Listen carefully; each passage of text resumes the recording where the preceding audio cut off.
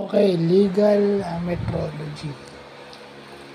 So, sa legal metrology, ito yung nagpo-provide ng regulations and control doon sa measurements, sa mga sukat, sa weight, di ba? Ito ay critical sa fair trade. So, bakit sinabing legal metrology?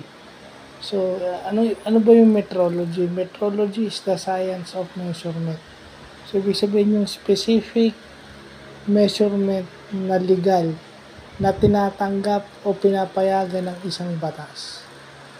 So, kumbaga, certain amount, kagaya sa Philippine, yung ano to, yung Philippine Drug Info, yung law ng Pilipinas dun sa sa drugs, di ba? Kailangan may certain amount of weight na mahuli sa'yo bago ka makulong. Ilang gramo ng shabu yung kailangan para ikaw ay makulong na non-bailable, halimbawa. Di ba? So, yung weight na naka-specify doon, it is what you call legal metrology. So, yan. Mabuti nang nalalaman natin yan. Kasi may yung mga yung number ng yung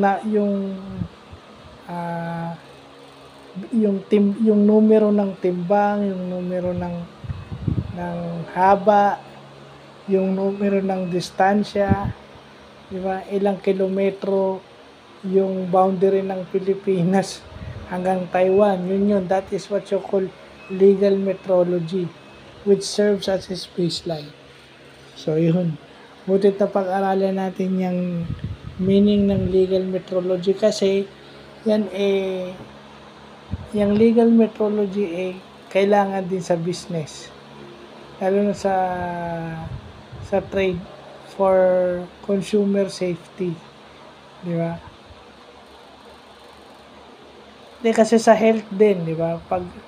Kasi pag masyadong mabigat, diba, sa elevator, pag marami ng tao, may tendency bumigay yung elevator. So, hanggang ilang tao lang yung kaya ng elevator kasi combined weight yun. So, yun. May mga rules na ganon. Diba? For public safety rin yung legal. Basta anything na numero na nagsasaad ng timbang at haba. That is what you call legal metrology. So, yun lang po.